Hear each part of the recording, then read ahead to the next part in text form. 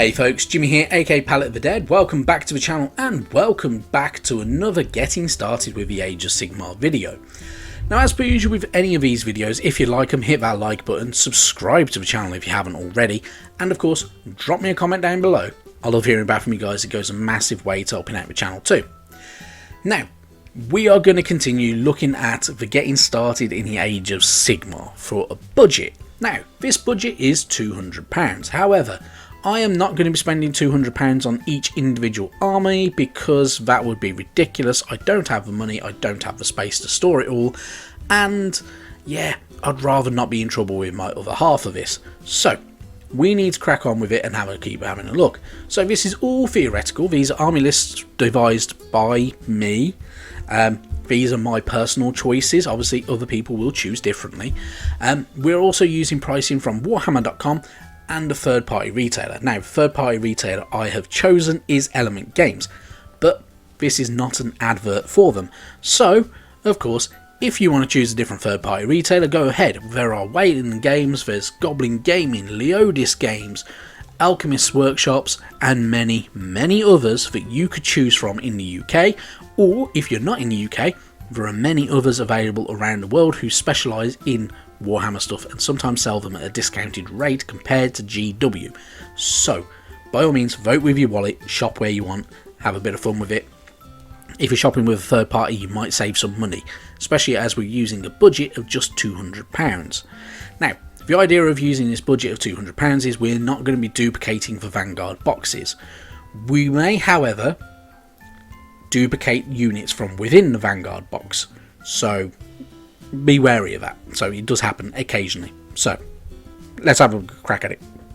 So we in the previous videos have already covered the Forces of Order, and we have moved on to the Forces of Destruction. Now, the Forces of Destruction lasted 2 videos. There are only 4 factions within the Forces of Destruction, and one of them can be split into 3. Gave us 2 videos. Now, there are some really good units in every one of the factions we have already covered, but we need to move on, so because it all depends on how you want to play and what army takes your fancy.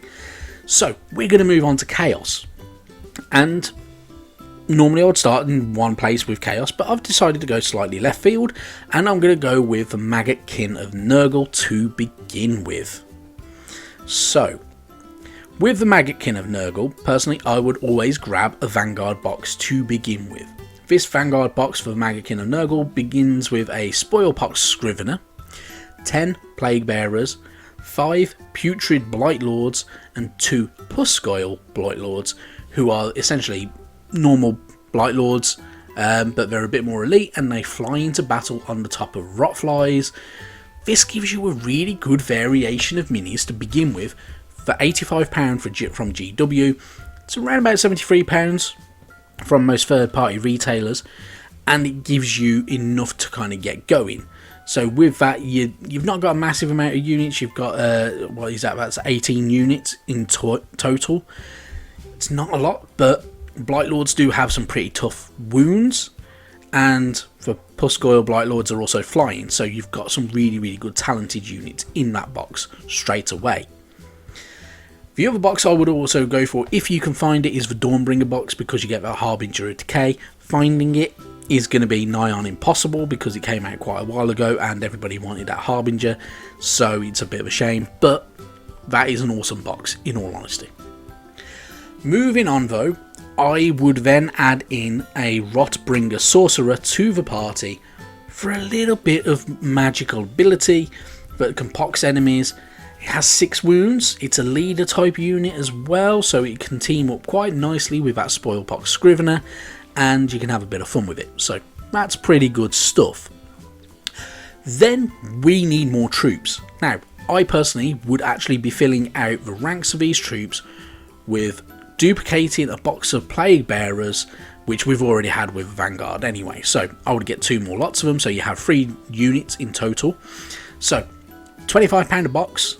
They're relatively weak chaff type unit, but the idea with them is that you can kind of push them in and they can bog down your enemy as you go, and you can then take advantage with the heavier hitting stuff.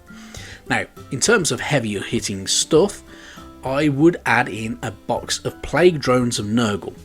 These are 3 high-ranking plague bearers who travel atop rotflies, and they can also utilise projectiles that explode on impact, hitting as many of the enemies that are nearby. So if, for instance, there are 7 minis there, that is 7 dice you would roll to get wounds, and 7 potential enemies that you could hurt or kill, which is pretty good and a pretty nifty way of doing things. If you were to buy this entire list from Warhammer.com, you're looking at £192.50. But from a third party retailer, you're looking around about £70, so you're saving around about the £23 mark, which is pretty decent, for especially for a 1250 point army, and it's a really, really good start point for a Maggotkin of Nurgle army as well. If you want to expand that army and get yourself something big and horrible to lead it, the best option you have is a great unclean one.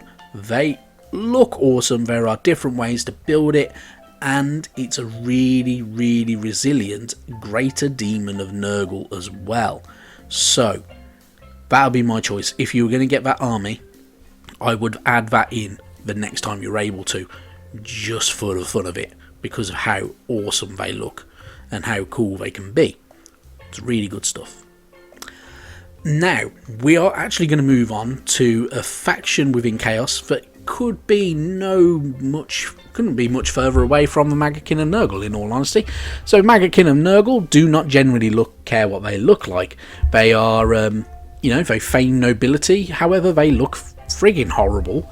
So let's go for the very aesthetic looking Hedonites of Slaanesh. So, as per usual, we'll start with Vanguard box.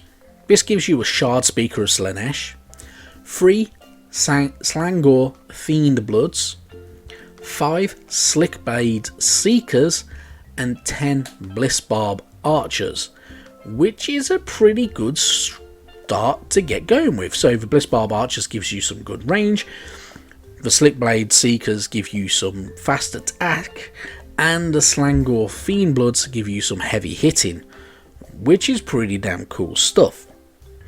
But the second unit I would add to this would be a Lord of Pain. Not only is it a hero unit, it looks fantastic. It's one of the nicest looking minis. It's only about £20 as well, which is really, really good stuff for a mini that has 5 wounds, and it has a nifty special ability to share pain whenever it's wounded in melee combat, which is pretty good in my opinion. Then in all honesty, I'm going to duplicate a box from what we've had in the Vanguard box. I would get yourself another unit of Blissbarb Archers. The extra range on these guys makes up for the fact that they are not very durable. So they only have an attack statistic of 1, which is useless. But the fact that they have an 18-inch range is really, really good fun, because you can pick off enemies before they get to you in a lot of cases.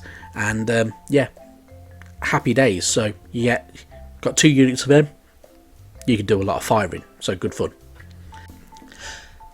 Then I would add a box of Demonettes of Slaanesh. They look great, and a Chaos army is never complete without demons, so I would be adding some more to these guys because they look really good. They're pretty handy, they just are fairly weak, but they do have a special ability where they can run and still charge all in the same turn, which could come in handy in game, so that's not too bad. And then lastly, I personally would take a box of Fiends. So you get 3 minis.